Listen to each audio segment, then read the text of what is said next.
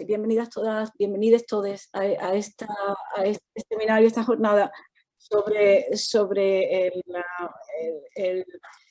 la regulación de los derechos de las personas no binarias y todos los debates que están suscitando al menos en España. O sea, el punto de, digamos, la catapulta de estas reflexiones son los debates que se han suscitado en España en un contexto, en torno a estas cuestiones, en un contexto de alta turbulencia política, en todo caso.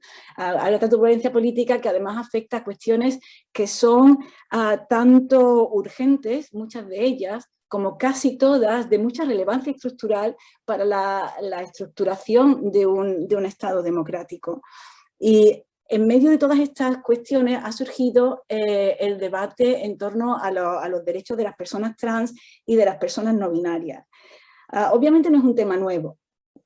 Obviamente no es un tema nuevo, es un tema que, bueno, que tiene tanta antigüedad en nuestro país, en los países de nuestro entorno, como que en el año 2007 motivó la adopción de una ley específica sobre identidad de género.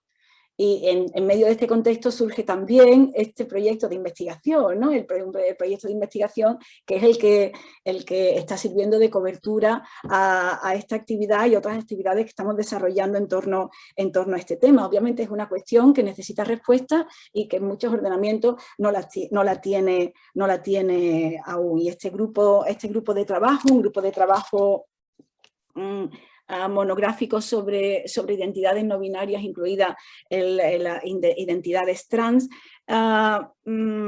grupo de trabajo interdisciplinar internacional. Y bueno, hoy voy a hablar en castellano, tenemos unas intérpretes fantásticas, pero voy a hablar en castellano, disculpadme los miembros del equipo por esto, porque voy a tratar fundamentalmente de una cuestión española, pues tiene como objeto, como decía, reflexionar sobre este tipo de cuestiones. Y decía, ya en el año 2007 la cuestión tiene tanto recorrido y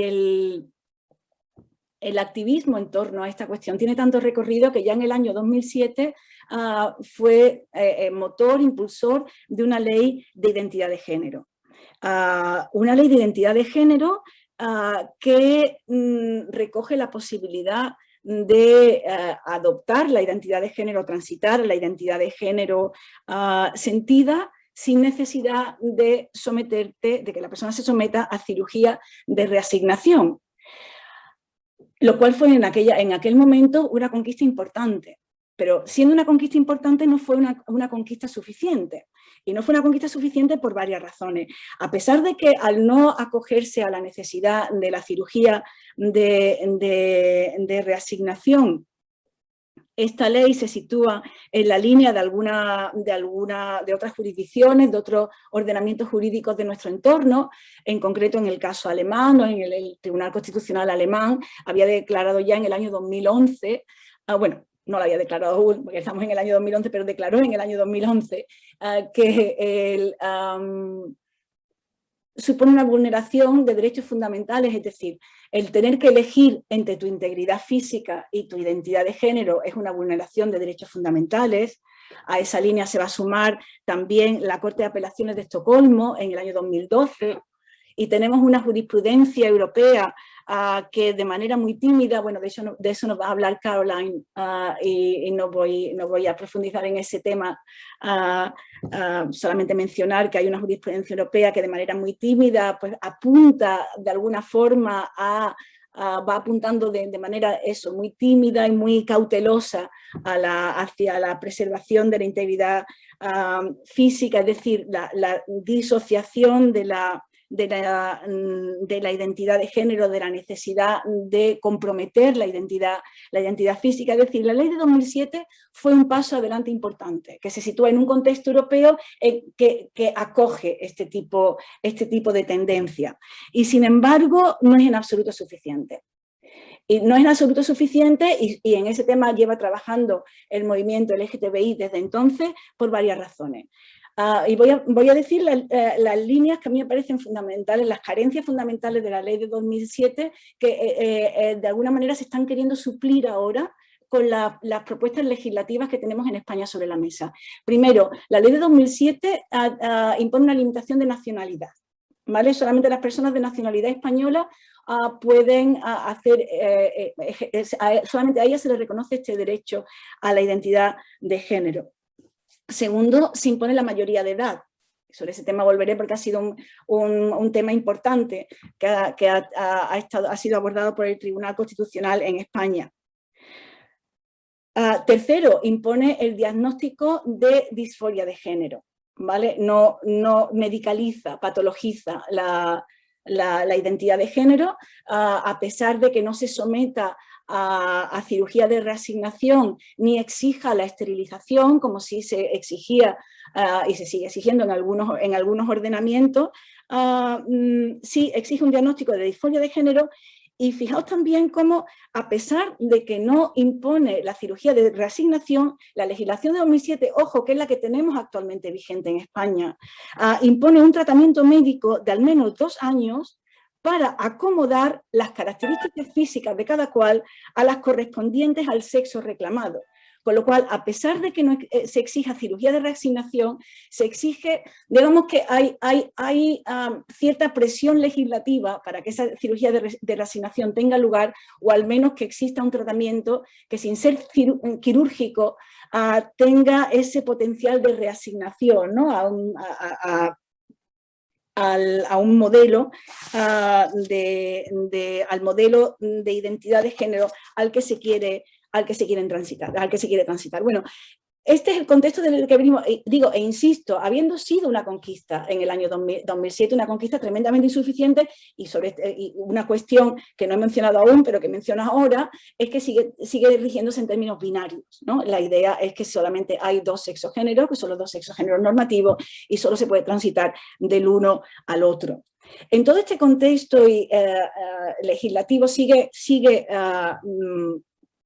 desarrollándose el activismo del colectivo trans y no binario, que ha dado lugar a nada menos que 13 normativas autonómicas, en las que tampoco me voy a introducir porque va a hablar de ella más adelante Laura Flores en este encuentro, pero sí mencionar solamente que de esas 13 normativas, 11 se basan en el principio de autodeterminación, que es el que van a asumir las iniciativas legislativas que se encuentran ahora sobre la mesa. Y esa es la gran conquista que quieren introducir las iniciativas legislativas actuales que están siendo objeto de polémica. Es decir, se pasa de un modelo de patologización a un modelo de autodeterminación. Ese es el punto central de las propuestas legislativas. Y fijaos que estoy hablando de propuestas legislativas en plural, porque ha habido varias propuestas, ¿vale? Y de esas varias propuestas, proposiciones de ley, borradores, que son de los que voy a hablar ahora, de proyectos de ley, de esas distintas propuestas legislativas, al menos dos están viniendo del propio gobierno, están viniendo del Ministerio de Igualdad. Y son borradores de lo que será si llega a ver la luz, que esperemos que sí, pero bueno, estamos en ello. Está España, ¿no? Yo no lo estoy, pero digo, estamos como país. Dos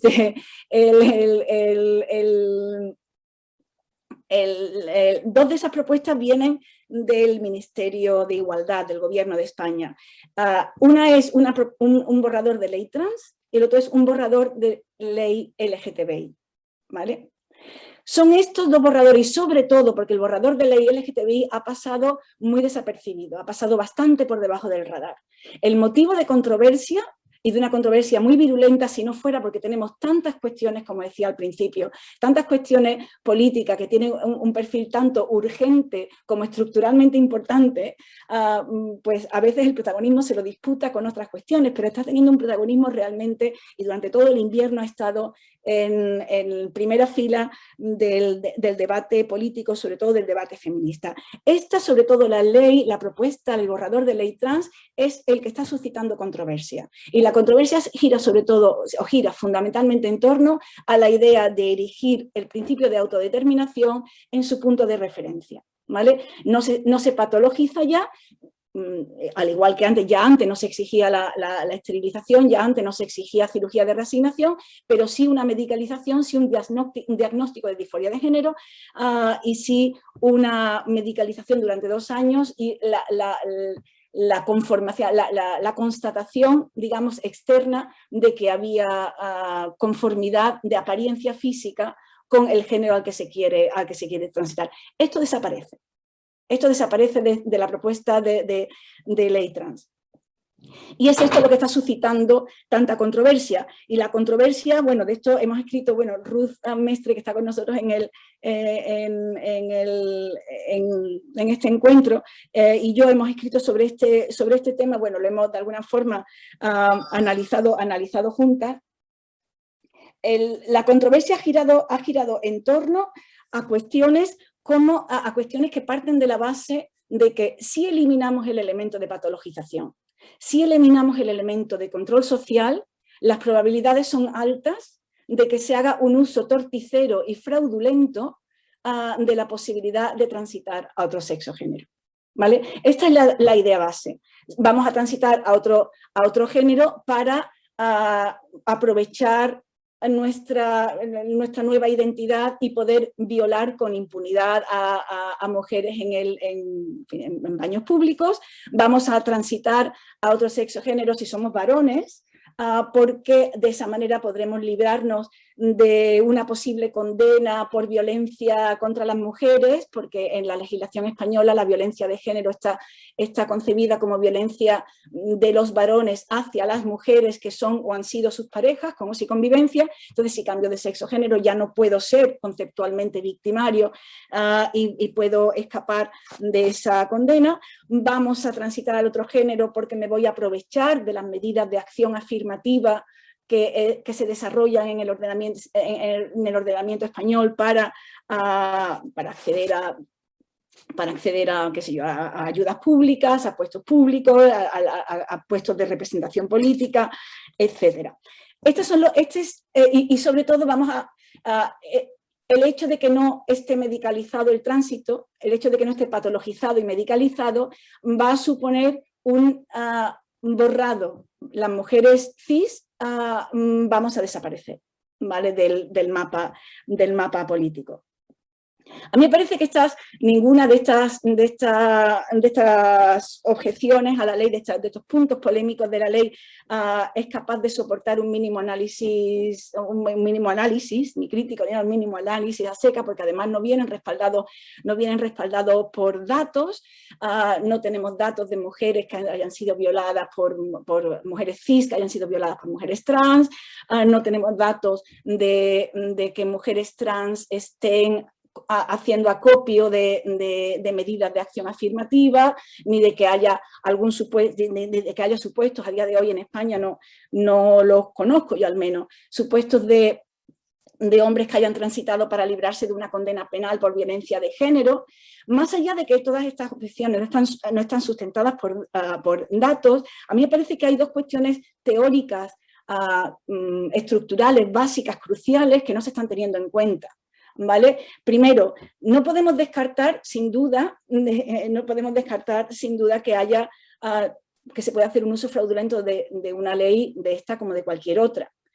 Y efectivamente es muy llamativo que precisamente desde colectivos feministas se esté poniendo en cuestión, se esté esgrimiendo este argumento, cuando somos precisamente los colectivos feministas los que llevamos desde la entrada en vigor de la ley de violencia de género, quienes llevamos reivindicando que vale, que puede haber un porcentaje que suele ser insignificante de uso fraudulento de la ley de violencia de género, pero que eso no descalifica a la ley de violencia de género y toda la función social que está desempeñando, y el mismo argumento es aplicable aquí, por no hablar de que los supuestos fraudulentos son siempre perseguibles individualizadamente una vez que tienen lugar, que se cometen y ya, ¿no? Pero que no descalifican los méritos de una norma. Deja de tener en cuenta también el hecho de que, bueno, no solamente los tránsitos no se producen solamente, ni siquiera en términos mayoritarios abrumadores, de hombre a mujer, es decir, las mujeres trans no son estadísticamente, no son un colectivo estadísticamente muy superior a los hombres trans. Yo pensaba que tenía un dato que equiparaba el colectivo de hombres trans y mujeres trans, pero no he sido capaz de recuperarlo. Estoy casi convencida de haberlo leído, pero no he sido capaz de recuperarlo. Pero lo que sí he sido capaz de recuperar son estimaciones de que la diferencia no es abismal. Y de que si bien tradicionalmente parece que sí ha habido más mujeres trans, no es posible afirmar que haya habido más mujeres trans o que simplemente sean más visibles. No habiendo, ya digo, yo pensaba que tenía el dato, pero no he sido capaz de encontrarlo, pero no parece ser que sea un dato determinante de qué sentido se va a desarrollar la legislación, o sea, de quién va a beneficiarse de esta legislación, con lo cual el argumento de que los hombres transitan a mujeres trans para beneficiarse de políticas públicas, pues bien se le podría dar la vuelta y decir, bueno, en una sociedad patriarcal, que lo sigue siendo estructuralmente, parece más razonable casi pensar que va a suceder al revés, ¿no?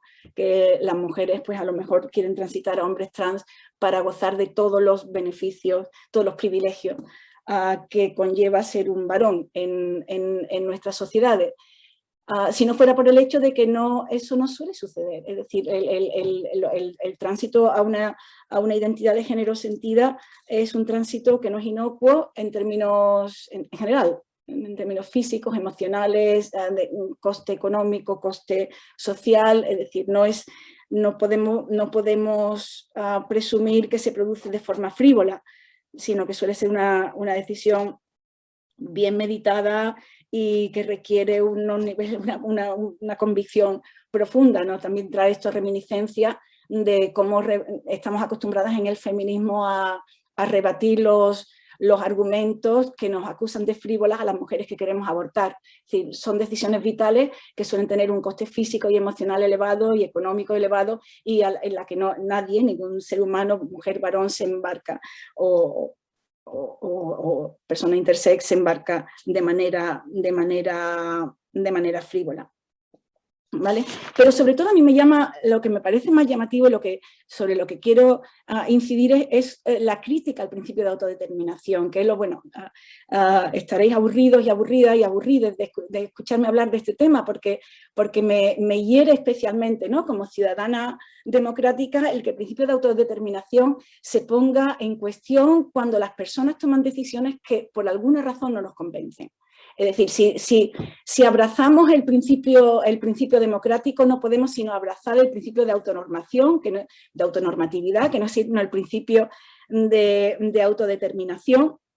Y eso implica que hay personas que van a decidir cosas que no nos gustan, y van a optar o que no nos convencen, que no encajan en nuestro modelo de vida, que van a tomar opciones que no entendemos, que no compartimos.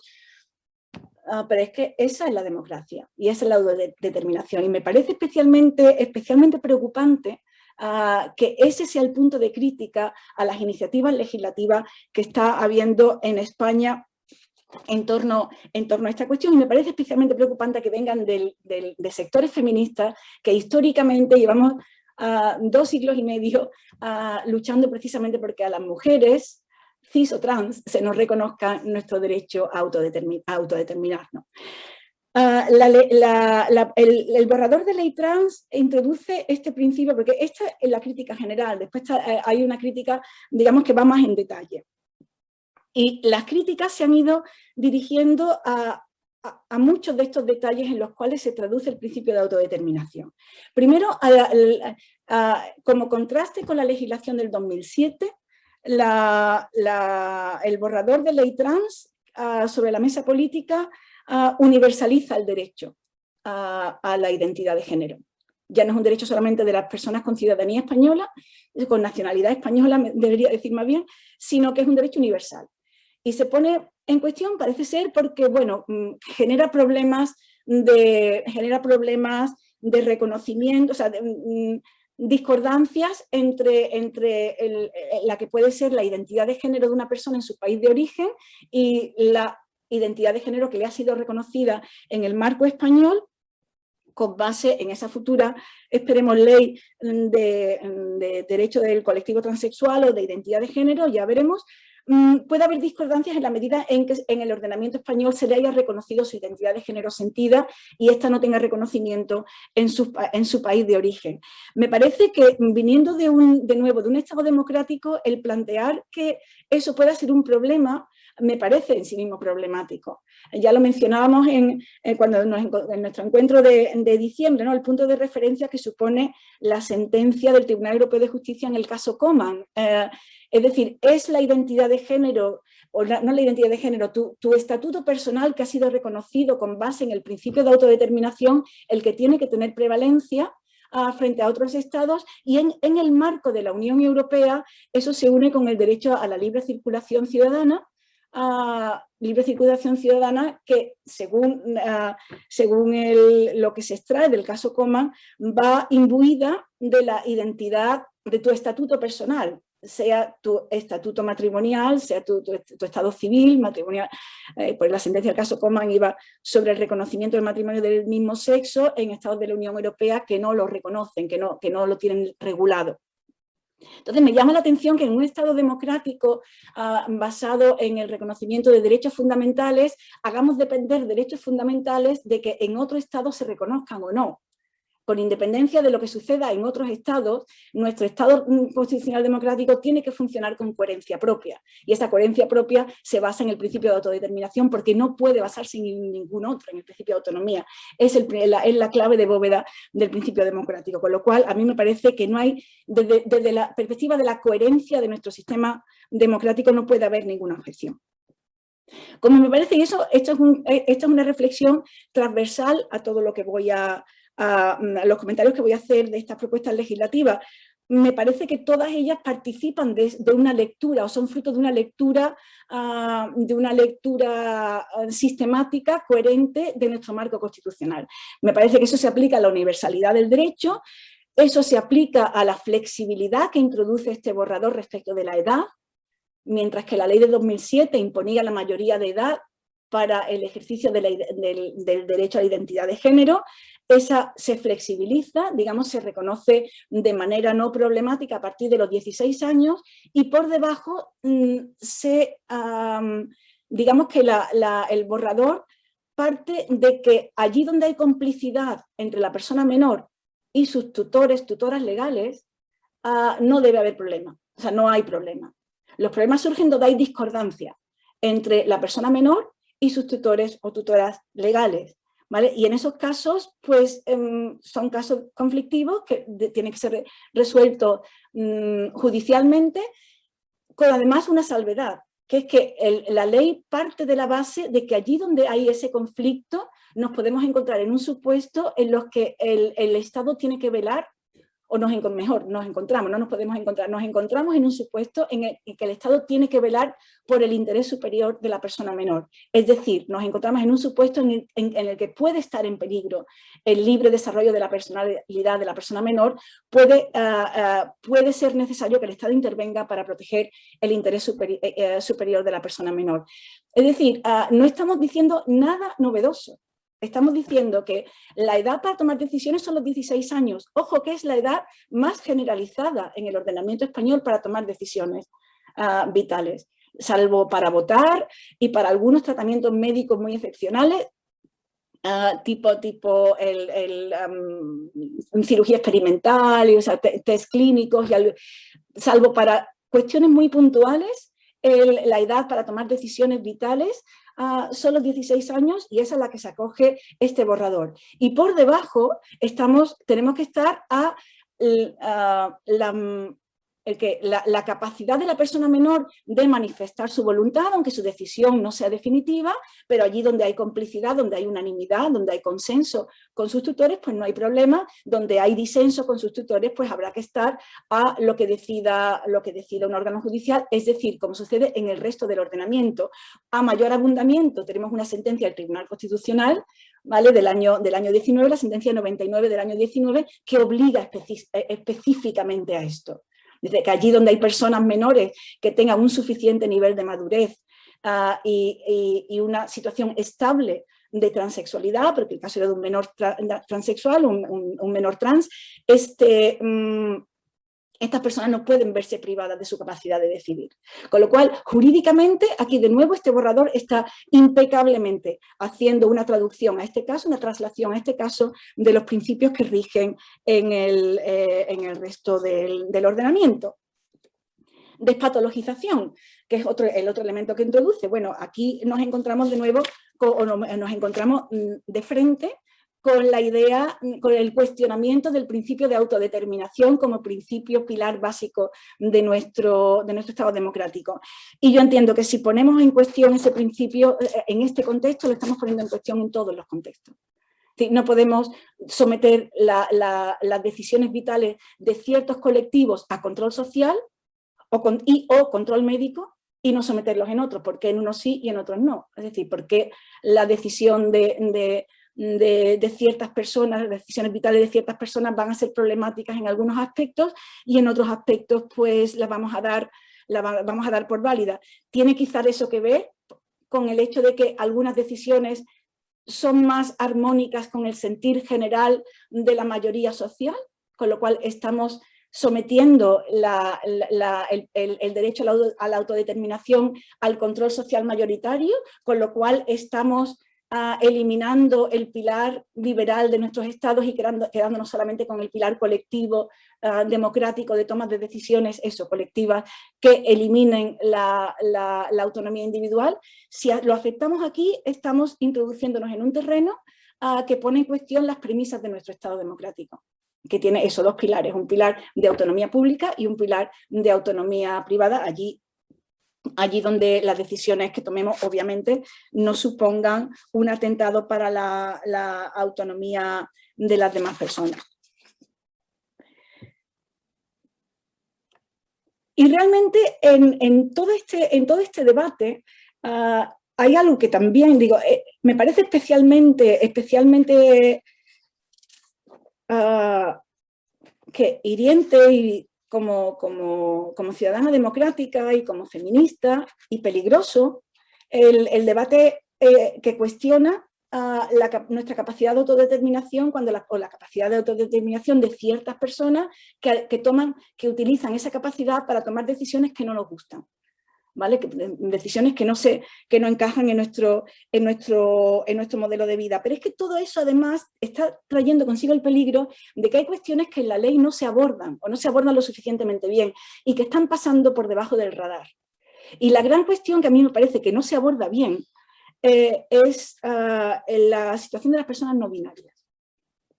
¿Vale? La situación de las personas no binarias no aparece en el borrador de ley trans. Es un borrador de ley trans, pero podría ser un borrador de ley trans que contemplara el tránsito a identidades de sexo, género no binarias y no aparece, ¿vale? A eso según el hecho de que existe otro borrador, como anunciaba al principio, el borrador de ley LGTBI. Y ahí sí se recoge las identidades no binarias. Pero esto a mí me suscita mucha perplejidad y algunas dudas, ¿no? Porque primero, me parece que, de hecho hay una propuesta ahora de que los dos borradores se fundan en uno. No tiene mucho sentido que existan dos borradores, entiendo yo, ¿eh? Ahora lo podemos luego debatir, pero que existen, para mí tendría más sentido que hubiera, y ahora explicaré un poquito también por qué, que hubiera un borrador de ley de identidad de género en el que se recogieran la realidad trans y la realidad intersex y más genéricamente la no binaria. Pero es que además, tal y como lo tenemos en la actualidad, nos encontramos con que hay entre los dos borradores, como no podía ser menos, hay solapamientos en materia de sanidad, hay solapamiento en materia laboral, hay solapamiento, cuando digo solapamiento hablo de dicciones prácticamente iguales o muy tan semejantes que la una podría sustituir a la otra. Solapamiento en cuestión de, por ejemplo, en materia de deporte. Hay algunas cuestiones en las que los dos borradores son complementarios. Quizá el ejemplo más emblemático sea que el borrador de ley trans reconoce en materia de derechos reproductivos, el borrador de ley trans abre la reproducción asistida a las personas trans atendiendo a su capacidad reproductiva y no a su identidad de género, pero no les abre la posibilidad de abortar, ¿vale? A las personas que físicamente puedan quedarse embarazadas con independencia de cuál sea su identidad de género, lo cual es un vacío importante en un borrador de ley trans. Y sin embargo eso sí se recoge en el borrador de ley LGTBI, ¿no?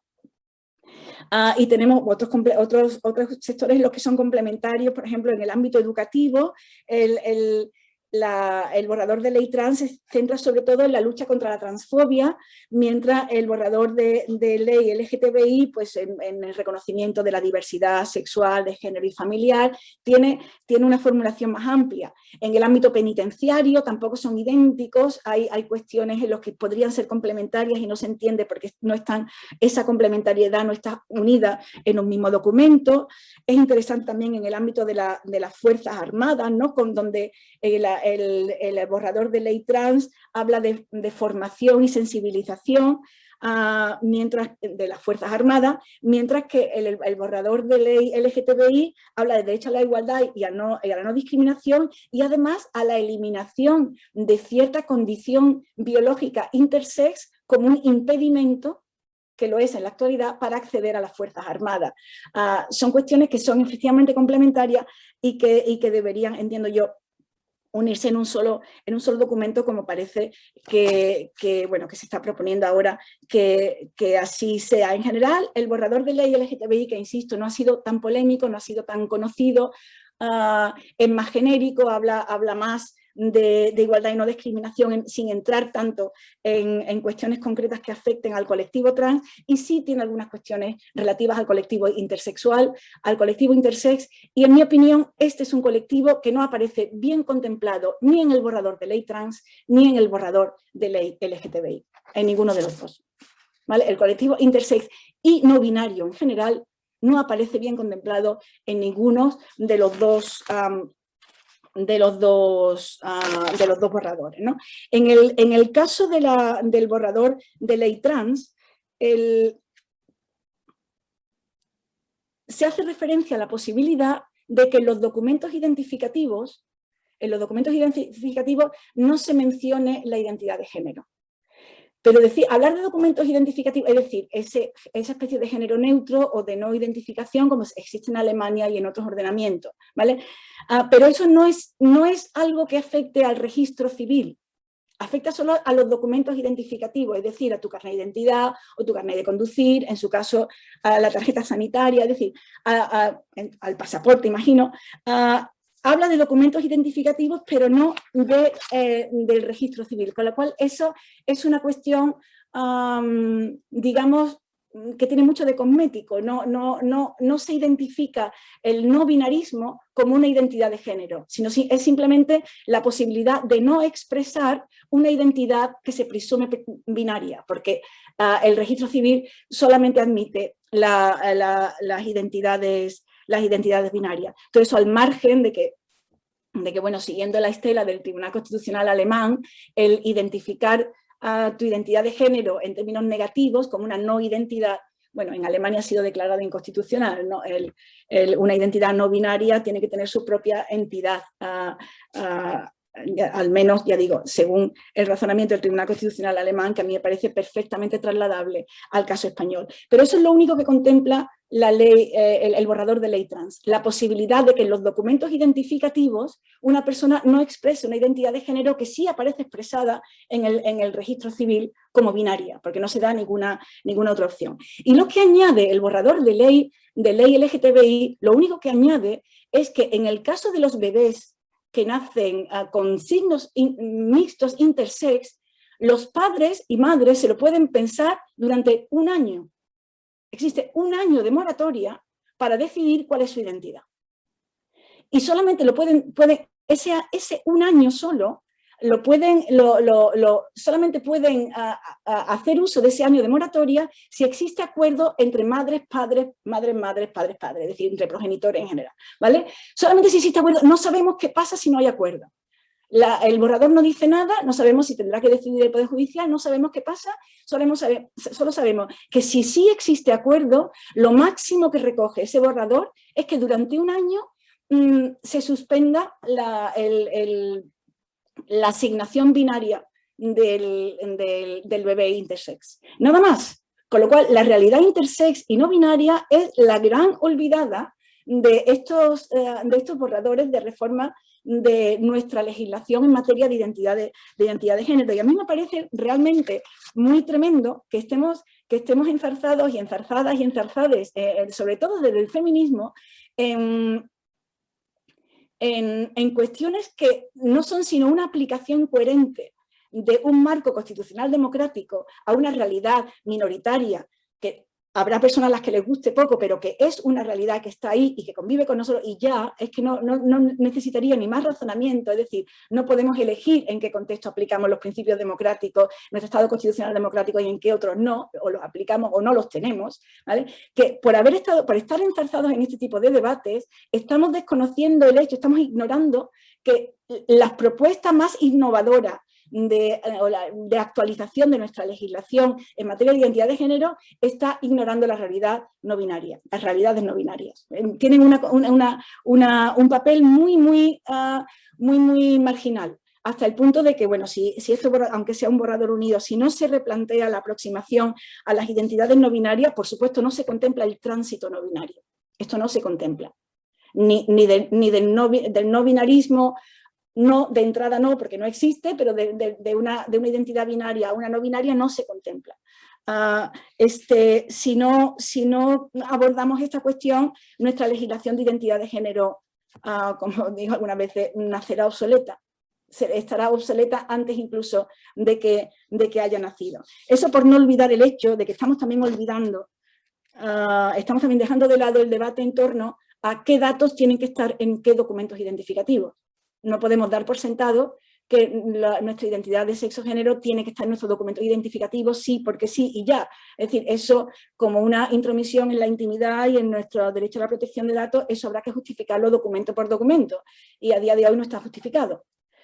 No solamente no está justificado, tenemos una ley de seguridad ciudadana del año 2015 que prohíbe que en el documento nacional de identidad aparezcan datos personales relativos a la identidad sexual. Y sin embargo los tenemos. ¿Vale? Porque son cuestiones que se dan por sentadas y ya. Y ese es un debate que debemos tener. A lo mejor llegamos a la conclusión de que sí pueden estar o deben estar, pero tiene que ser el resultado de un debate democrático, no una presunción de partida, ¿no? De que esos datos tienen que estar en esos documentos y ya.